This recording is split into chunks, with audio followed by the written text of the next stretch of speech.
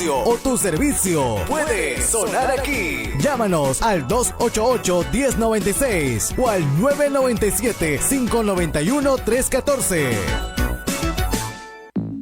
Recuerda, el distanciamiento físico solo funciona si todos participamos. Disminuir y prevenir la propagación del virus salvará vidas. No bajes la guardia. Cumple con todas las medidas de bioseguridad. Todos somos responsables de proteger a los que corren mayor riesgo. Juntos derrotaremos al COVID-19. Es un mensaje de Radio Estéreo Villa 101.7 FM, con el apoyo de Radio Bustewelle de la ciudad hermana de Tübingen, Alemania. Conoce a los candidatos a la presidencia y al Congreso de la República. En Radio Estéreo Villa 101.7 FM presentamos Tú eliges. Elecciones Generales 2021 con la conducción de Nino Jonathan.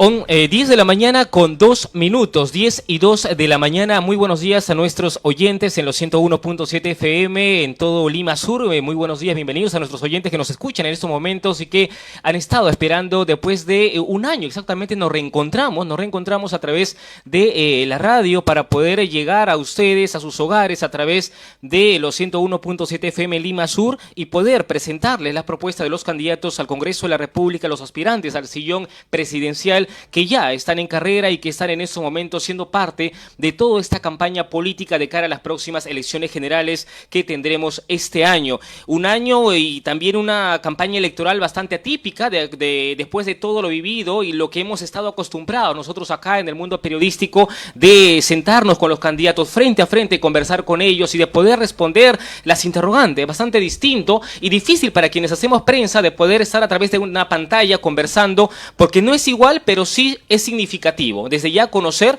las propuestas de los aspirantes al Congreso de la República y a la presidencia de nuestro país. Es importante esto, ¿por qué? Porque nos permite estar mejor informados, conocer mejor y evitar que haya o que vuelva las situaciones como en anteriores ocasiones de cuestionamiento a los políticos, de alguna forma cuestionar incluso nuestro propio voto, de lamentarnos, elegir autoridades que no nos representan en nuestro país. Y ello sin duda hace que nosotros podamos hoy día, a través de esta plataforma informativa, y quiero saludar a quienes hacen posible esto, al equipo periodístico que está tras de nosotros, al equipo de prensa que está siendo parte de todo este proyecto de estrategia de comunicación periodística. Hablamos de una multiplataforma porque en este momento quienes nos están escuchando en la radio también están con nosotros compartiendo esta información a través de las redes sociales. Hablo de las redes sociales a quienes nos siguen a través del Facebook de Radio Estéreo Villa,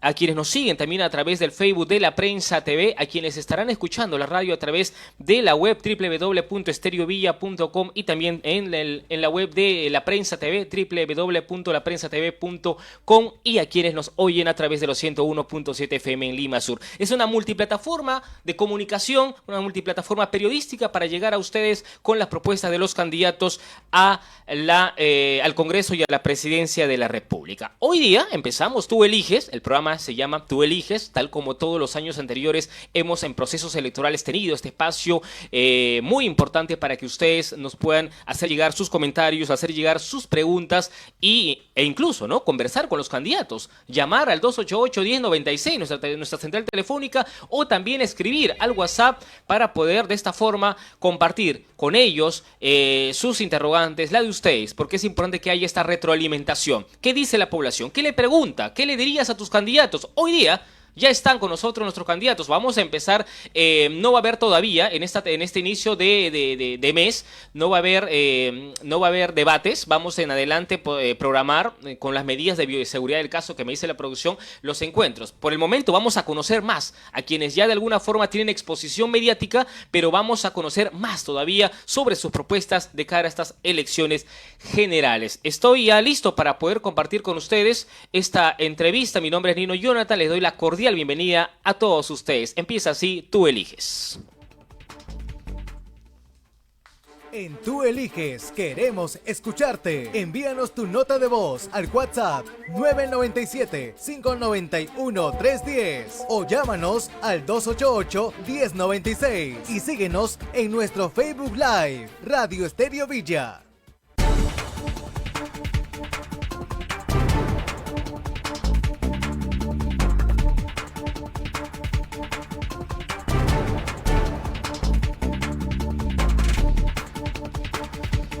Bien, 10 de la mañana con 6 minutos, 16 de la mañana, 10 y 6 de la mañana. Estamos en vivo a través de los 101.7 FM y a través de las plataformas de información en Estéreo Villa y en La Prensa TV. Vamos a conversar con Sigrid Bazán. Ella es candidata al Congreso de la República por Juntos por el Perú.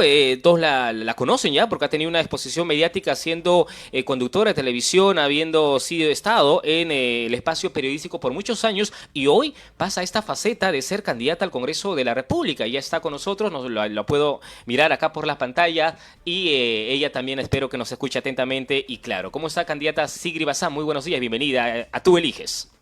¿Cómo estás? Muchísimas gracias. ¿Qué tal también a las personas que nos están viendo por redes sociales? Y voy con el número 6 por JP, Juntos por el Perú. Así es, gracias por acompañarnos. Y bueno, un poco para iniciar esta entrevista, antes de conocer claramente las propuestas, qué es lo que ahora afianza o enarbola como campaña, como todo candidato, es que para muchos ha sido una sorpresa, ¿no? El de verla en algún momento en la televisión, viéndola como un personaje periodístico, como un líder de opinión, ¿no? En la faceta televisiva, presentando la información día a día y cuestionando algunas cosas que hay que también, obviamente, desde la parte periodística cuestionar, pasar a ese escenario del cual muchas veces nosotros cuestionamos, criticamos, ¿no? A los políticos, a la clase política tradicional, aquellos que llegan al poder y muchas veces se olvidan de los electores que confían en su voto y que finalmente hace que cada vez la ciudadanía desconfíe más en los políticos. Hoy Sigrid Bazán pues pasó a este lado, ¿no? A ser parte de los políticos, a postular.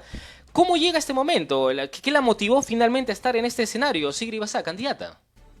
Bueno, creo que es una pregunta muy válida y solamente para tomar una de las palabras que tú has dicho, cuestionar. Creo que yo desde los medios de comunicación, desde mis trabajos, porque, a ver, yo empiezo trabajando como politóloga, yo soy licenciada en Ciencia Política por la Universidad Católica, he tenido trabajos por mi profesión, luego entro a medios de comunicación, he estado en radio, en periódicos, en televisión y siempre he cuestionado. De hecho, siempre he tratado y en las veces que se me ha planteado y se me ha permitido hacer entrevistas, he tratado de punzar, hincar, incomodar, cuestionar a los políticos, porque también he sido y soy una ciudadana de a pie. Ahora, yo empiezo a hacer política desde muy joven, yo he estado muy ligada a partidos políticos de izquierda, eso, digamos, nunca lo he negado ni en mis propios trabajos, y ahora creo que alcancé un techo en cuanto a hacer cosas desde el sector privado. Creo que puedo hacer y llegar a muchas más personas y de alguna manera materializar toda esa indignación y cuestionamiento en obras, en cosas concretas a través del Congreso de la República y por eso también mi postulación. Digamos que es de alguna manera continuar con esa vena que siempre he tenido con respecto a la política y hacer algo por la gente, pero desde otro espacio, ¿no? Candidata, haciendo hincapié y un poco más en esta intención de llegar a hacer lo que se puede hacer por la población, ¿ya venía planeándose esta idea? ¿Ya venía mucho más antes la iniciativa de poder postular un cargo público? ¿Se presenta de un momento a otro la oportunidad? ¿O ya venía esto siendo conversado y proyectado su participación política como candidata?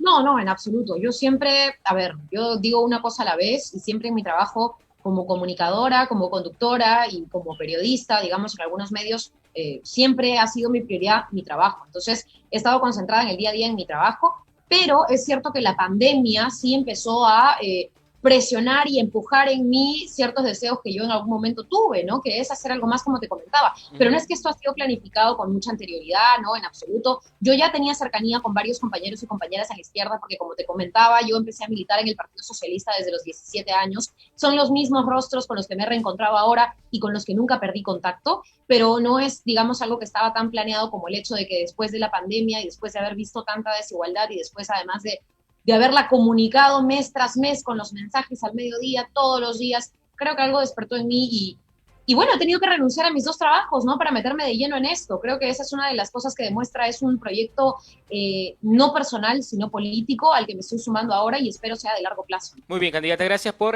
compartir con nosotros esta entrevista. Empezamos entonces recién, vamos a empezar con propuestas, vamos a empezar un poco más a ahondar sobre esta visión de hacer algo nuevo por la población y que nos escuchan en este momento en Lima Sur y también a través de las plataformas de Facebook. Invito a que la población también que nos está escuchando formule alguna interrogante. ¿Qué le preguntaría a Sigrid Bazán?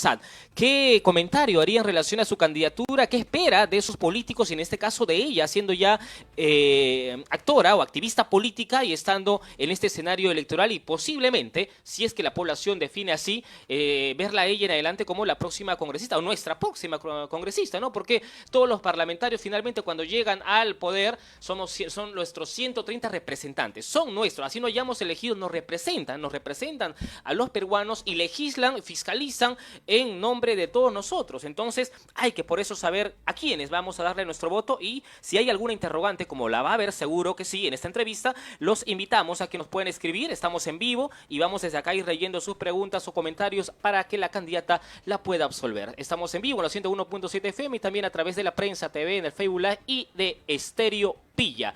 A ver, candidata, hablaba que ya tiene mucho tiempo de participación desde el Partido Socialista, ha militado, sigue como activista en Juntos por el Perú, junto a Verónica Mendoza. La pregunta, y para poder tener una idea clara, ¿cuál es esta izquierda del cual ustedes enarbolan? ¿Cuál es esta izquierda de la que ustedes representan? ¿O cuál es este segmento poblacional de cara a un proceso en el cual en el Perú hay mucho divisionismo, digámoslo así, entre algunas versiones que afianzan que la izquierda, ¿no? Que la izquierda ahuyenta las inversiones, es un espacio que podría ser negativo para el Perú y hay un enigma, ¿no? Sobre este tema. Entonces, queremos que usted, siendo parte ya como desde el socialismo y ahora siendo integrante de la agrupación de Verónica Mendoza, pueda decirle a sus electores o a la población a qué izquierda representan o cuál es el modelo de visión que tienen para nuestro país. Bueno, creo que es importante decir que nosotros y en nuestro constante activismo y campaña en las calles, con mucho respeto y mucho cuidado también, no venimos a pedirle el voto regalado a nadie. Sí nos gustaría que escuchen nuestras propuestas, que escuchen nuestras ideas.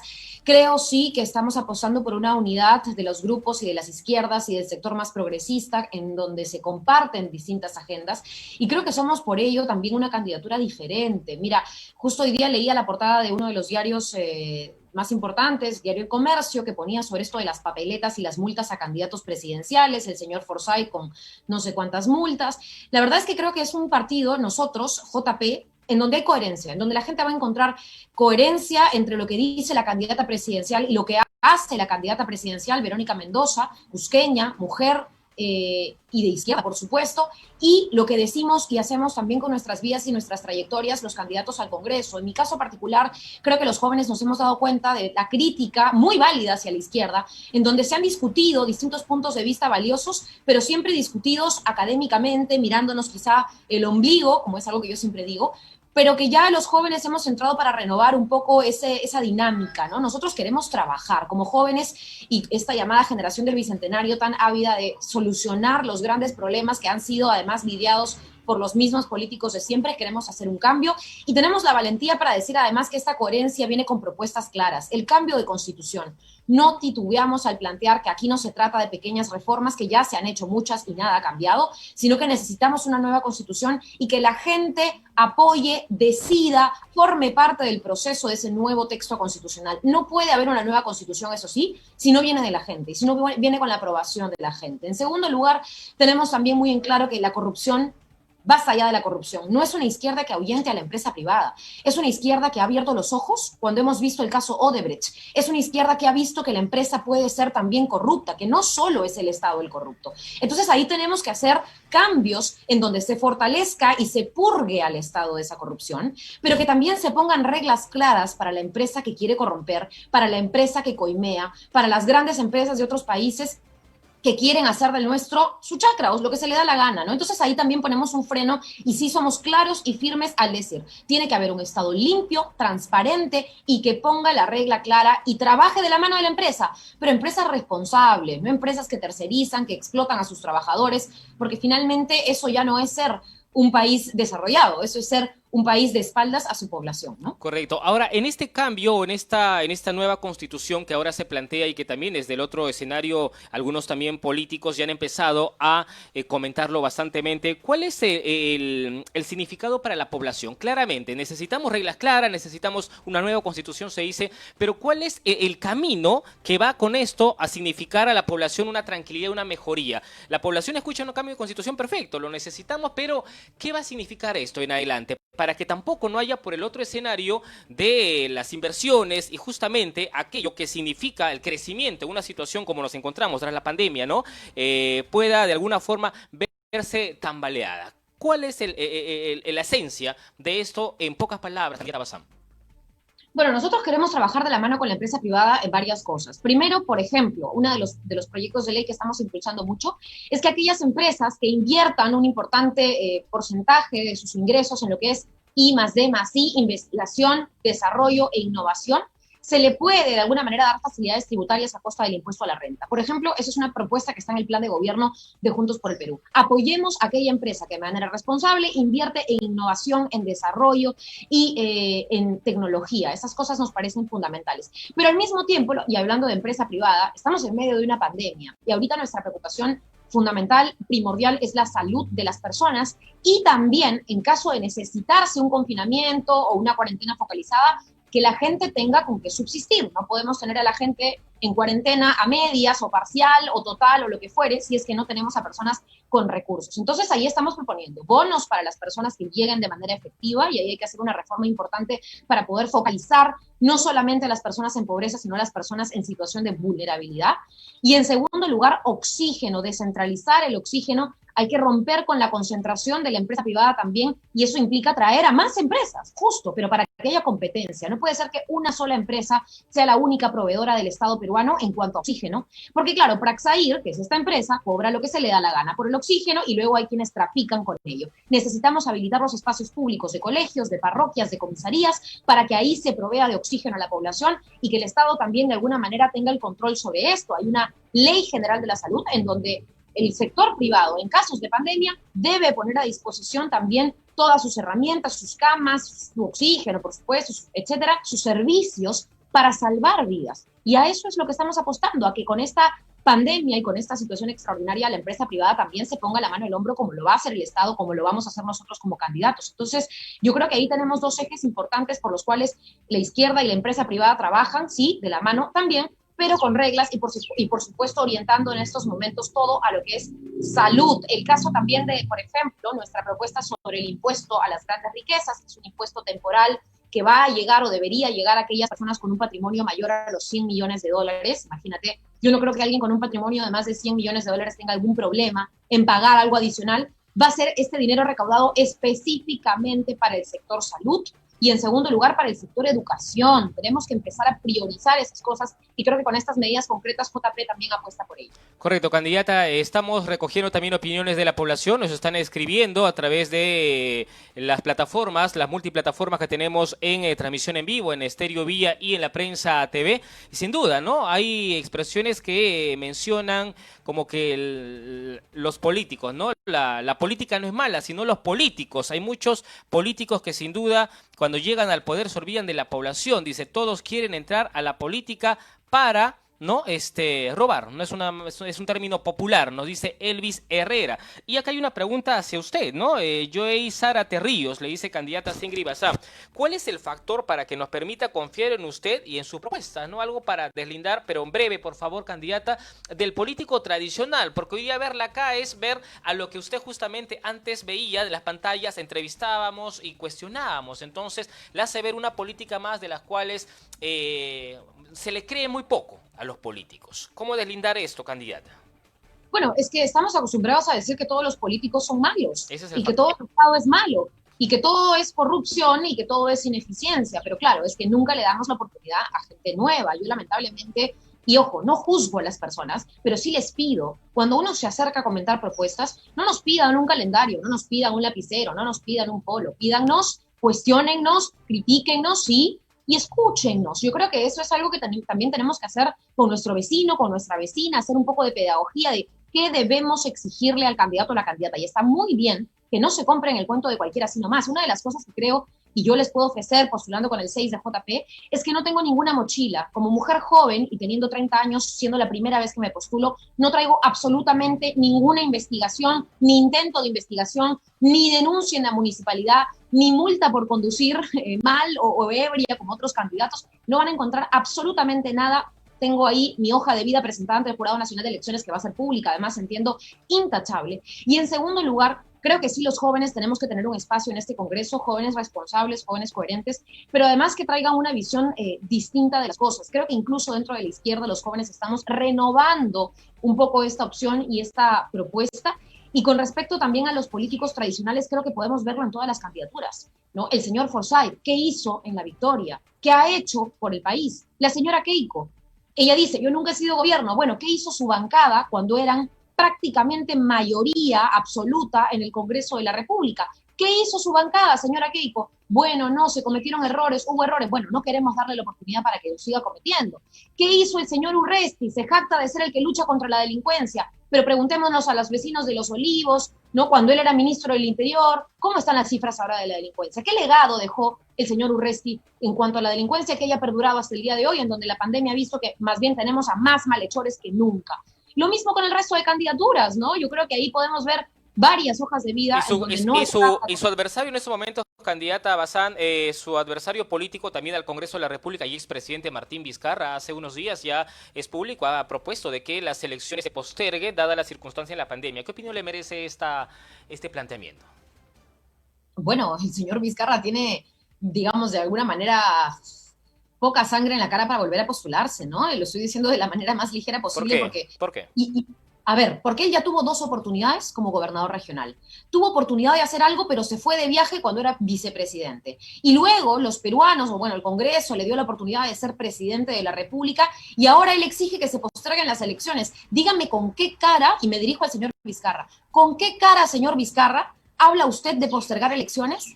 Cuando se hizo la víctima, cada vez que alguien quería, ¿no es cierto?, presentar una moción de vacancia, usted decía, esto es un complot para postergar la elección, esto es un complot para postergar la elección, esto es un complot para sacarme de la presidencia. ¿Y ahora con qué cara viene él a querer mover fechas, a querer pedirle a la gente un voto? La verdad es que ahí me parece que el señor, además de haber tenido sus oportunidades, está pecando de hipocresía. Y lo digo sin miedo, que es algo además que nos caracteriza en la lista de JP, porque ya estamos hartos de que nos sigan con el cuento de, no, esto de acá que se está investigando, que se investiguen los fueros correspondientes. Bueno, lo mismo decía Alan García, ya sabemos cómo terminó todo eso. Entonces, a ver, yo creo que el señor Vizcarra debería más bien ser honesto, retirarse además porque está postulando con el señor Salaverry, que fue presidente de una mesa directiva del Congreso y que no hizo absolutamente nada por poner en agenda los temas importantes del Congreso.